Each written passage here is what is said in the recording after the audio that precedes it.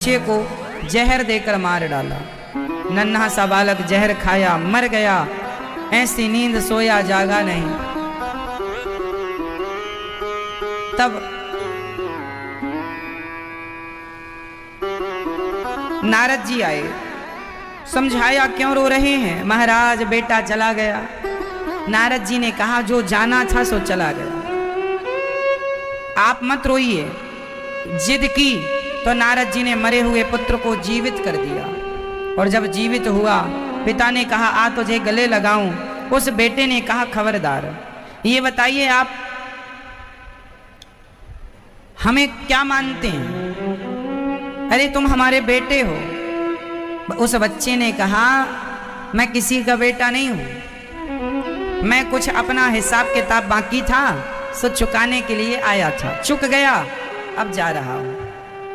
मैया इसे समझो, जो आपकी पत्नी है, पति है, पुत्र है, पुत्री है, ये जो आपके अपने हैं ना मेरी माँ, ये आपके अपने कुछ दिनों का हिसाब चुकाने आए हैं। और कयाधु इनकी माँ को कहते हैं। क्या नाम है इनकी माँ का? कयाधु। हिरण्यकशिपु भी कहते हैं, हिरण्यकश्यप भी कहते हैं। तो कयाधु और हिरण्यकश्यप, तो ये जो कयाधु माता हैं इनके पुत्र हुए हैं प्रहलाद। सबसे छोटे हैं प्रहलाद जी, पर बड़े भक्त हैं, भगवान में इतना प्रेम है कि ये चलते फिरते सोते जागते केवल भगवान का नाम जपते हैं। क्या नाम जपते हैं? श्रीमन्नारायण श्रीमन्नारायण श्रीमन्नारायण, श्री हरि श्री हरि। चाहे श्री हरि कहो श्रीमन्नारायण कहो, एक ही बात है। तो प्रहलाद जी नाम जपते हैं खूब। एक दिन हिरण्यकश्यपु ने सुन लिया तो अपने पुत्र को बुलाया, बेटा यहाँ आओ, ये आजकल तुम किसका नाम बोलते हो? प्रहलाद जी ने कहा पिताजी ये भगवान का नाम है। प्रहलाद जी से कहा अरे पगले, भगवान तो मैं हूं। हिरण्यकश्यपु बोला भगवान तो मैं हूं, मेरे से बड़ा कोई भगवान नहीं है। प्रहलाद जी ने कहा पिताजी भगवान सबके एक ही है, कोई माने ना माने।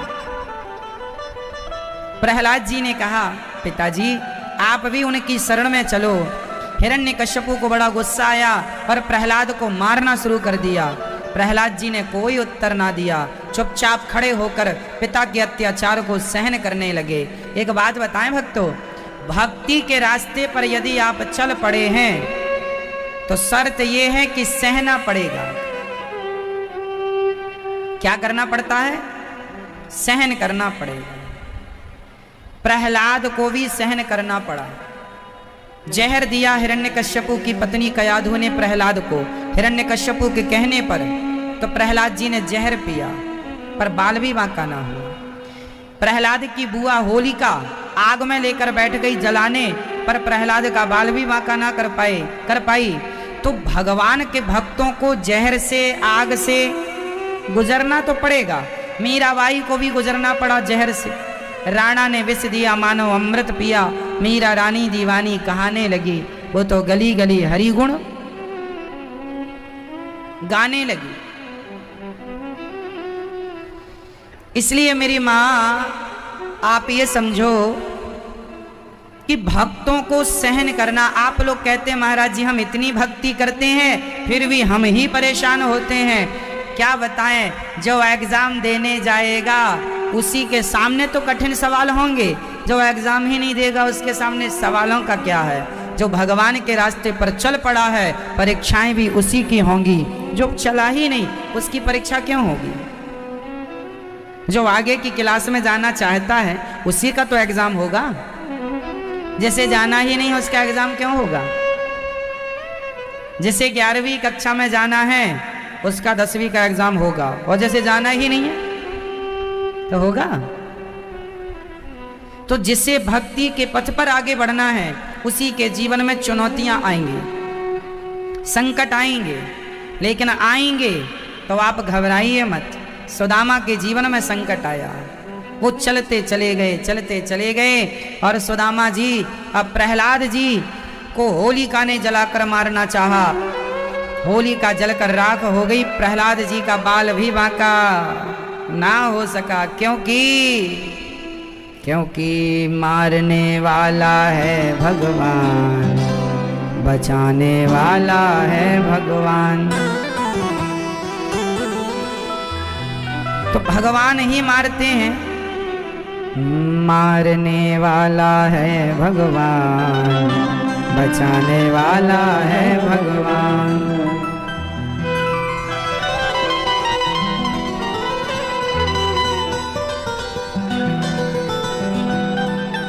बाल नवा का होता उसका, बाल नवा का होता उसका, जिसका रक्षक दया निधान। मारने वाला है भगवान, बचाने वाला है भगवान। जल थल अग्नि आकाश गगन पर केवल उसकी सत्ता, प्रभु इच्छा के बिना यहाँ पर हिल न सके एक पत्ता।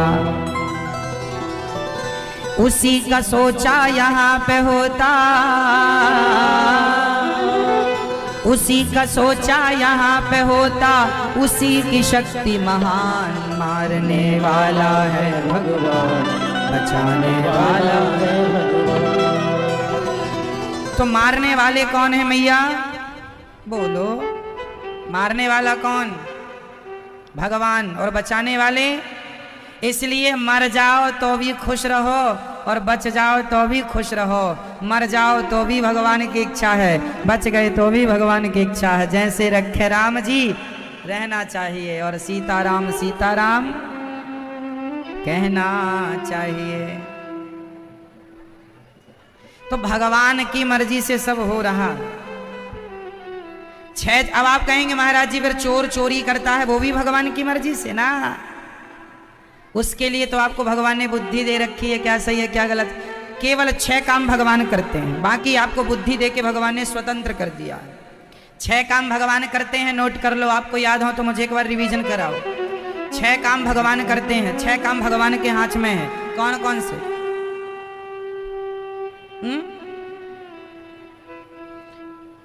पीछे मैया बताएंगी मेरी माँ।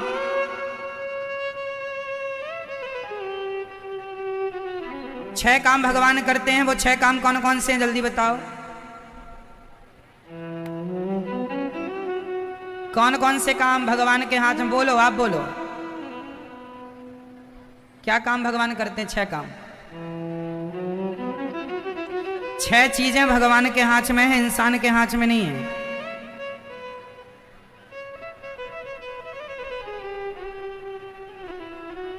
हानि, रिवीजन करो, बोलो मेरे संग। हानि, यहां देखो ओ भैया, ओ पंचायती सुनो। हानि, हानि, लाभ, जीवन, मृत्यु। हानि, लाभ, जीवन, मरण, यश, अपयश। हानि, लाभ, जीवन, मरण, यश, अपयश। ये 6 चीजें किसके हाथ में है? ईश्वर के हाथ में। अब आप कहेंगे सब भगवान की मर्जी से होता है? नहीं। तुम चोरी कर रहे हो ये भगवान की मर्जी नहीं। तुम किसी के संग दुराचार कर रहे हो ये भगवान की मर्जी नहीं है। तुम्हारे पास अक्ल है कि नहीं? बुद्धि है? आपको पता है आपसे हम कहें आग में हाथ डाल दो तो आप नहीं डालेंगे, आपको पता है कि जल जाएंगे। आपको इतना तो ज्ञान है ना कि क्या सही है क्या गलत है, तो वो आप अपना निर्णय लो। आप क्यों गलत काम कर रहे हैं? करेंगे तो फिर भरेंगे, फिर सजा भी मिलेगी, फिर सजा भगवान देगा। गलत काम आप करिए, सजा भगवान देगा। भाई कोई आदमी चोरी करे, मार डाले, मर्डर कर दे, तो मर्डर तुम किए हो, लेकिन हमारे कोर्ट कचहरी में, कोर्ट में जज जब फैसला देंगे तो के मर्डर तुमने किया, फैसला जज देगा। क्यों? सही है। फैसला कौन करता है? जज। वही है कि तुम कर्म करो अच्छे बुरे, फल भगवान देगा। तुम करते चलो जो भी कर रहे हो। उसी तरह हानि लाभ, कितनी हानि होगी कितना लाभ, ये ईश्वर के हाथ में। मेहनत आपके हाथ में है, कर्म आप करो, फल भगवान के हाथ। कर्म ही तो कर सकते हो आप। कितना प्रॉफिट होगा ये आपके हाथ में नहीं है, वो तो आएगा जब पता चल जाएगा। हानि लाभ, जीवन मरण, आप लोग कब मरेंगे, कब मरेंगे, है कोई डेट निश्चित है? आपकी डेट निश्चित है मृत्यु की, समय भी निर्धारित है, बस हमें और आपको पता नहीं। हम लोगों का जब जन्म हुआ था उसी दिन जाने की भी टिकट हो गई थी वापसी वाली। अब वो टिकट जब हाथ में आई तो पता चला कब की है। अभी टिकट नहीं मिली अपन लोगों को, पर है टिकट हो चुकी है आप लोगों की भी। क्यों मैया, हो गई ना, टिकट सबकी हो चुकी है। अब हाथ में कब आएगी ये भगवान जाने। इसलिए जीवन और मृत्यु ईश्वर के अधीन है, इसलिए खुश रहा करो। मौत आए, मौत आएगी तो मर भी लेंगे, मौत से पहले मरना क्या। हानि लाभ जीवन मरण, यश अपयश, कितना आपका नाम होगा और आप कितने बदनाम होंगे ये भी ईश्वर के हाथ में। इसलिए जो आपका नाम हो रहा है, जो आपका सम्मान हो रहा है, वो आपका सम्मान नहीं, भगवान की कृपा से वो आपका सम्मान हो रहा है। और आपने कुछ गलत किया होगा सो अपमान भी हो रहा, फिर वो भी भगवान की। अब वो जज हैं तो न्याय तो करेंगे, भगवान जज हैं, न्याय करते हैं। समझ रही हो मेरी माँ? प्रहलाद जी को हिरण्यकश्यपु ने पढ़ने के लिए संडामर्क के घर भेजा। ये संडामर्क कौन है? शुक्राचार्य के दो बेटे हैं, संड और अमर्क, संडामर्क। इनका बड़ा विद्यालय था गुरुकुल, हिरण्यकश्यपु विश्वविद्यालय। उसमें प्रहलाद जी पढ़ने गए। एक दिन घर स्कूल खाली था, बच्चे थे, मास्टर लोग सब बाजार गए होंगे। तो बच्चों ने प्रहलाद जी से कहा, प्रहलाद तू भी वही रोटी खाता है, वही पानी पीता है, हम भी, पर तेरे अंदर इतना ज्ञान कहाँ से आ गया रे, ये तो बता। प्रहलाद जी ने कहा, जब मैं अपनी माँ के पेट में था ना तो मेरी माँ का हरण कर लिया था इंद्र ने। प्रहलाद जी जब अपनी माँ के पेट में थे तो उनका हरण किसने किया? इंद्र ने। तो इंद्र से नारद जी ने छुड़ाया मेरी माँ को और अपनी कुटिया पर ले जाकर नारद जी ने मेरी माँ को खूब ज्ञान दिया, खूब भगवान की कथाएं सुनाई, दिव्य ज्ञान दिया। तो माँ के पेट में मैं था तो मैं वो ज्ञान को सुनता गया। माँ तो भूल गई समय आने पर मैंने माँ के गर्भ में जो नारद जी का ज्ञान सुना वो मुझे पूरा याद है। मैं जानता हूँ कि मेरा जन्म इस संसार में भगवान को पाने हुआ है, संसार मेरा नहीं है। ये ज्ञान जिसको हो जाए कि भगवान मेरे हैं, वही सबसे बड़ा ज्ञानी है। इस धरती का श्रेष्ठ ज्ञान ये है कि ये बात समझ में आ जाए कि भगवान ही मेरे हैं, कोई मेरा नहीं। ये ज्ञान सर्वश्रेष्ठ ज्ञान है। प्रहलाद जी के पिता ने बहुत, हिरण्यकश्यपु वहाँ सारे बच्चों के संग प्रहलाद जी बैठे, छुट्टियां हुई तो प्रहलाद जी घर गए। तो प्रहलाद जी के पिता ने पूछा, क्या सीखा है तुमने इतने दिनों में? तो प्रहलाद जी ने नवधा भक्ति सुनाई। श्रवणम कीर्तनम विष्णु, ये मैया को जगाओ, धीरे से जगाना।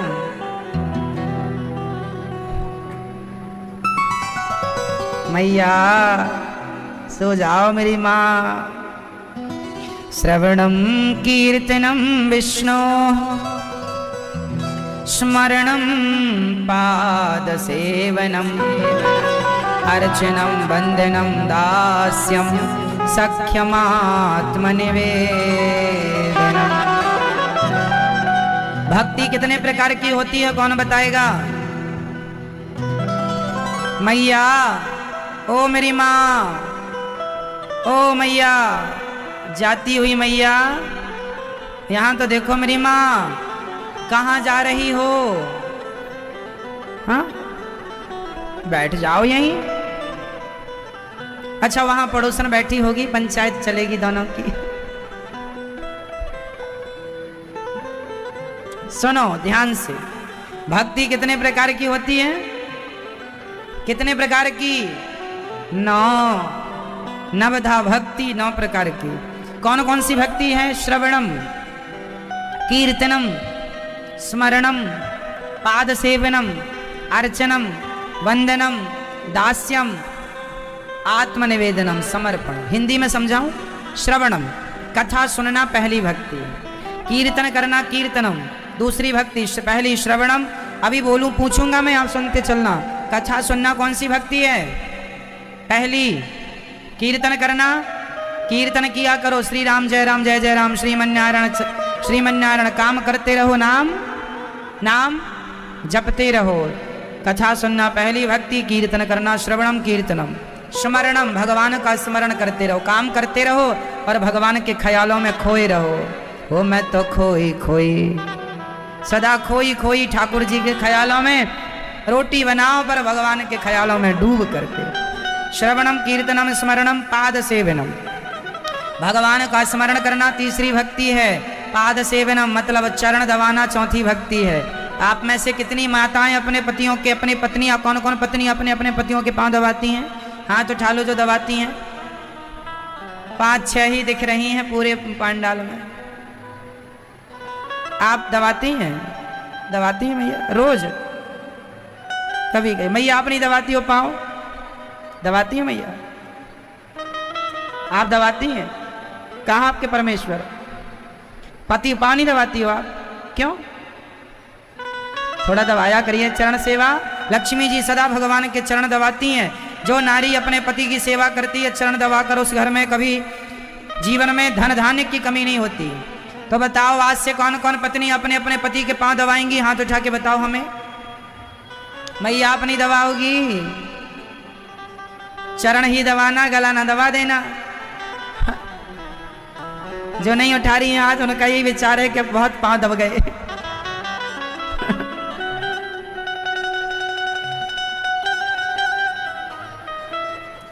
कौन कौन अपने पति परमेश्वर के चरण दबाएंगी? मैया हाथ उठाओ।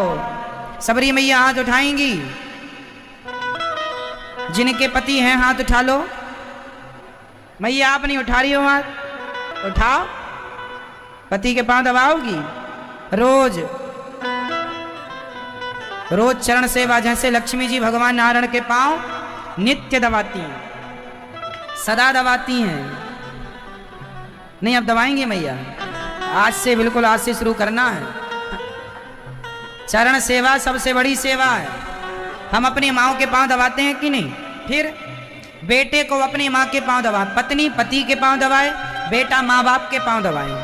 और आप लोग गुरुजनों के, अतिथियों के चरण सेवा करनी चाहिए। चरण सेवा सबसे श्रेष्ठ सेवा है, लेकिन आजकल करता नहीं है कोई। चरणों में भगवान का वास होता है। आपको बता दूं, सबके पांव ही क्यों पड़े जाते हैं? जब आप अपने से बड़ों के पांव छूते हैं कि नहीं? अच्छा ये बताओ, मस्तक श्रेष्ठ होता है कि चरण? जोर से। मैया मस्तक श्रेष्ठ है। लो मैया को कथा ना सुनाई पड़े तो दूसरे कान में हाथ रख के बात कर रही है ऐसे। देखो जरा, आंख बंद करके पंचायत चल रही, देखो जरा। ओहो जय बात आना। आंखें भी बंद, कान भी दब गया हाथ से कि कथा ना जाए अंदर, क्योंकि वहां से कुछ आ नहीं रहा सुनाए। ये हमारी माताएं बहुत अच्छी है। भले कथा में आ गई तो क्या हुआ, आदत तो घर वाली ही है।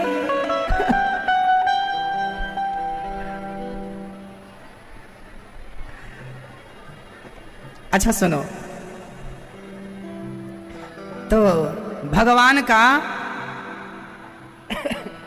चरण दबाना, माथा श्रेष्ठ है कि चरण? माथा श्रेष्ठ है।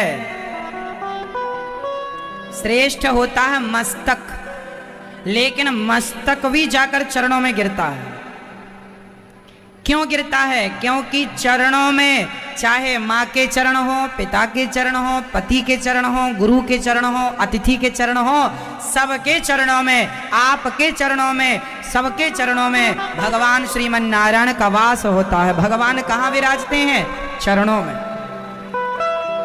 भगवान का वास कहाँ होता है?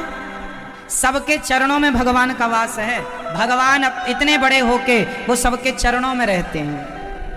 भगवान इतने बड़े होके सबके, आपके चरणों में भी भगवान नारायण है। इसलिए जब कोई पत्नी अपने पति के पांव दबाए तो इसी भाव से पांव दबाना चाहिए कि हम भगवान नारायण के चरण दबा रहे हैं। कोई बेटा अपनी माँ के पांव दबाए तो इसी भाव से दबाना चाहिए कि हम भगवान नारायण के पांव दबा रहे हैं। अपने पिता के पांव दबाओ तो इसी भाव से कि हम भगवान के चरण दबा रहे हैं। गुरु के पांव दबाओ तो इसी भाव से कि हम भगवान के चरण दबा रहे हैं। अतिथि के पांव दबाओ तो इसी भाव से कि हम भगवान के तब भगवान ने हिरण्यकश्यप को कब मारा, आप बताओ? भगवान ने हिरण्यकश्यप को कब मारा? सब बोलो, कब?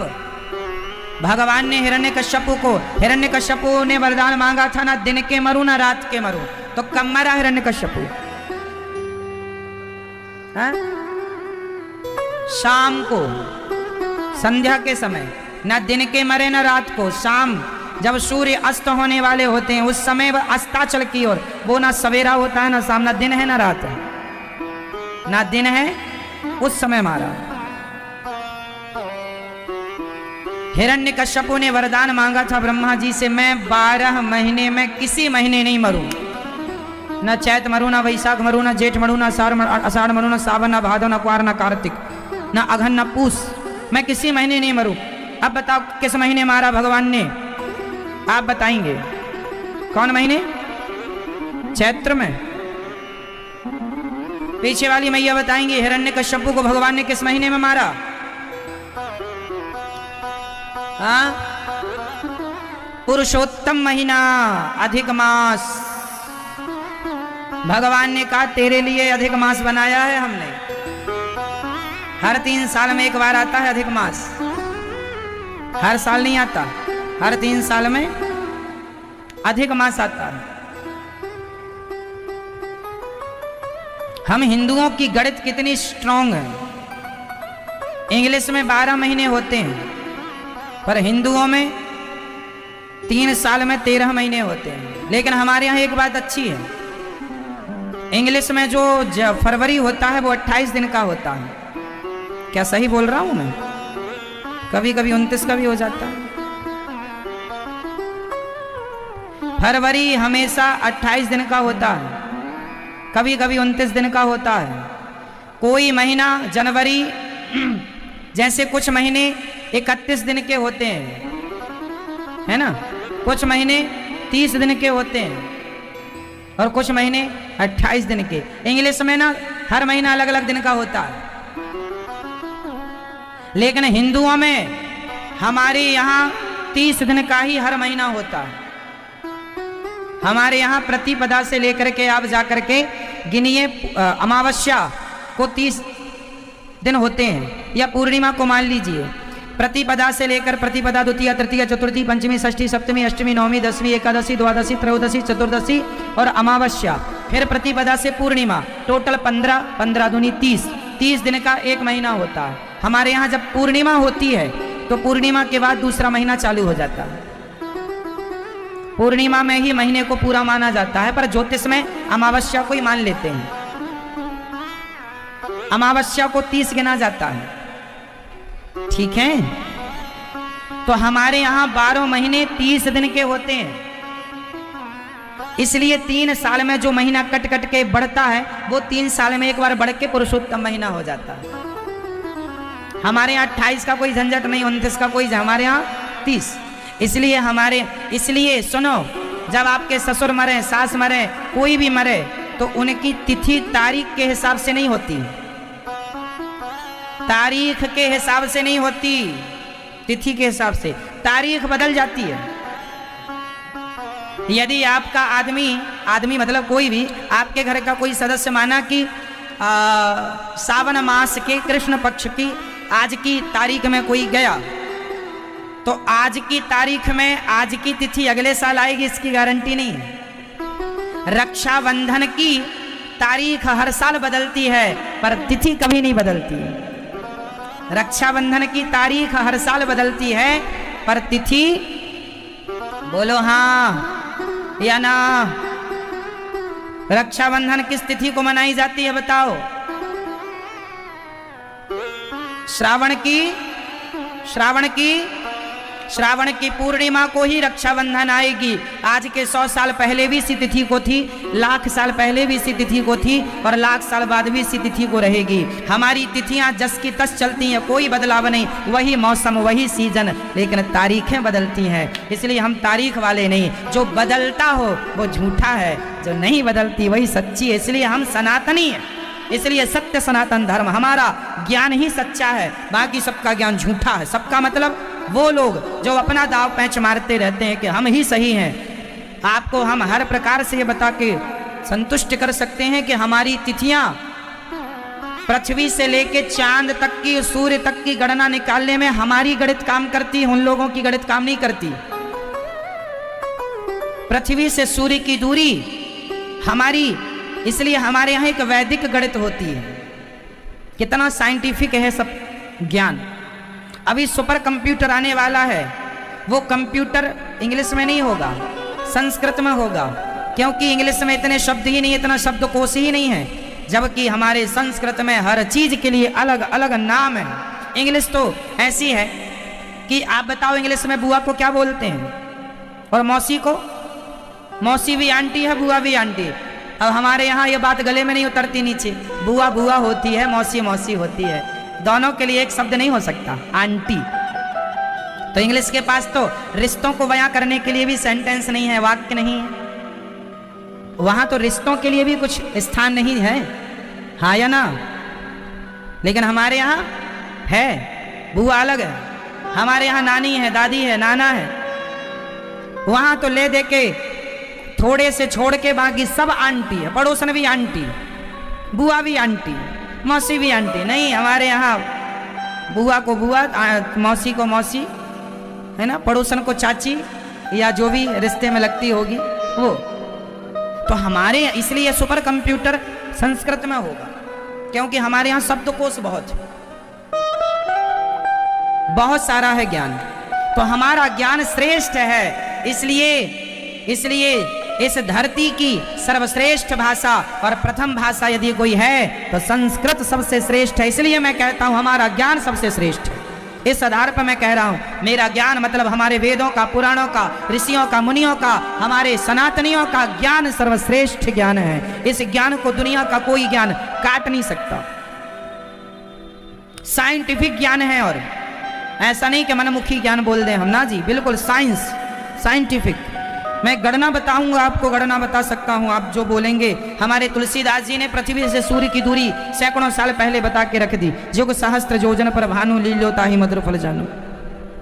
हमारे यहाँ का गणित सर्वश्रेष्ठ गणित है। हमारे यहाँ वेद पुराण हमारे सनातन में पैदा हुए। आर्यभट्ट ने दुनिया को 0 और दशमलव दे करके गिनती सिखाई है। साहब तुम हमें क्या सिखाओगे, हाँ या ना? हमारे आर्यभट्ट ने, अर्थात भारतीय व्यक्ति ने दुनिया को गिनती सिखाई कि नहीं तो कोई 9 से आगे नहीं बढ़ रहा था। इसलिए अपना ज्ञान कमजोर ना मानो। हिंदुओं, सनातनियों, प्रार्थना करता हूं आपके ज्ञान जैसा ज्ञान दुनिया में किसी के पास ना था, ना है, ना होगा। बस विडंबना यह है कि आप अपने ज्ञान की कदर नहीं करते, आप अपने ज्ञान की कीमत नहीं समझते। हमारी गीता, भागवत, रामायण, उपनिषद, ब्रह्म, राजा बलि ने, भगवान वामन ने राजा बलि को पाताल का राजा बनाया। अभी प्रेजेंट में वामन भगवान के द्वारा राजा बलि पाताल के राजा, अभी पाताल के राजा हैं, अभी भी पाताल के राजा राजा बलि हैं। अब उस पाताल तक कोई पहुंच पाए तो दर्शन हुए, पहुंचना बड़ा कठिन है। और आगामी मनवंतर में राजा बलि को ही स्वर्ग का राजा इंद्र बनाया जाएगा। अभी पुरंदर नाम के राजा इंद्र बने, आगामी राजा बलि बनेंगे। जो 100 यज्ञ कर लेता है, बड़ा पुण्य करता है, उसे स्वर्ग का राजा बनाया जाता है। जो छोटा मोटा पुण्य करे वो भी स्वर्ग जाए, पर राजा नहीं बनेगा, पर रहेगा स्वर्ग में, प्रजा बन के रहेगा। और जो भगवान की भक्ति निष्काम भाव से करे वो स्वर्ग वर्ग नहीं, भगवान के नित्य धाम को जाता है, गोलोक धाम को, भगवान का बन के जाता है। मोक्ष जिसे हम कहते हैं, भगवान की परम सानिध्यता प्राप्त होती है, दर्शन प्राप्त होता है नित्य सदा। जैसे आप लोगों का मन वृंदावन से जाने का है क्या? आपको वृंदावन अच्छा लगा कि नहीं? अच्छा लगा ना? घर में जितना अच्छा लगता है उतना अच्छा वृंदावन में लगा कि नहीं? हाँ या ना? वृंदावन में ज्यादा अच्छा लगता है कि घर में? यहाँ ज्यादा अच्छा लगा? यहाँ कोई कपड़े अपने नहीं धुलने, कोई बर्तन नहीं धुलना, कोई भोजन नहीं बनाना, तो अच्छा तो लगेगा ही। और यहाँ ठाकुर जी हैं, सत्संग है, कोई काम धाम है नहीं, बढ़िया, तो अच्छा तो है यहाँ। नहीं, हमारी माता कहती हैं बहुत अच्छा वृंदावन, अब यहाँ कोई काम नहीं है ना ज्यादा, इसलिए बहुत अच्छा है। तो वृंदावन सच्ची में अच्छा है, वृंदावन बैकुंठ है इस धरती का। एक बात बताऊं कि जैसे वृंदावन आने के बाद आपका जाने का जी नहीं करता, सोचो जब वृंदावन में इतना आनंद है, तो बैकुंठ साक्षात जहां श्रीमन नारायण विराजे होंगे वहां कितना, वहां से फिर आने का मन नहीं करेगा। इसलिए जिसका मोक्ष हो जाता है वो आते ही नहीं, क्योंकि वहीं आनंद है। वृंदावन आ गए तो जाने का मन नहीं। ऐसी तो मोक्ष है। सुनो, अभी आप लोग 10 दिन के लिए वृंदावन आए हैं ना, तो 10 दिन के लिए आपका मोक्ष हुआ है। 5 दिन के लिए आए हैं तो 5 दिन का मोक्ष। यदि आप वृंदावन जैसा सुख सदा चाहते हैं, सदा कथा मिले, सदा भगवान का प्रसाद मिले, सदा ठाकुर जी का स्मरण मिले, नित्य कीर्तन मिले, तो फिर आप सदा के लिए चाहते हैं तो पुण्य कीजिए। पुण्य से, जैसे आपके पुण्य से वृंदावन 7 दिन, 10 दिन, 20 दिन, 1 महीने के लिए मिला, ऐसे आपके अनेक पुण्यों से सदा के लिए बैकुंठ मिल जाएगा, जहाँ से फिर आना नहीं पड़ेगा। अभी तो आपको वृंदावन से जाना पड़ेगा, पर मुक्ति मिल जाए तो बैकुंठ से आने जाने का झंझट, वहीं रहेंगे, वहीं सेवा करेंगे ठाकुर जी। वृंदावन में इतना आनंद है तो बैकुंठ में कितना होगा, जहाँ ठाकुर जी प्रत्यक्ष बैठे होंगे, बात कर रहे होंगे आपसे, आपसे आके हाल चाल पूछेंगे, ठीक हो? हाँ, फिर वहां पर कोई कपड़े बर्तन की झंझट ही नहीं है। झाड़ू पोछा बाई नहीं आई, उसका रोना ना रोना पड़ेगा। हमारी माताओं को उसका भी रोना पड़ता, आज बाई नहीं आई। क्या बताएं महाराज, आज बाई नहीं आई। ये कोई रोना नहीं है वहां। पति परे महाराज, पति बड़ा परेशान करता है, क्या बताएं, ये कोई रोना नहीं रहेगा मेरा आप लोगों के संग। हमारी पत्नी सुनती नहीं है महाराज, बड़ी दुष्ट है, ये कोई रोना नहीं रहेगा वहां। वहां पर कोई झंझट ही नहीं है। जैसे वृंदावन में आपको कोई झंझट नहीं है ना, आनंद से रह रहे हो आप लोग। क्यों जी? केवल आनंद कर रहे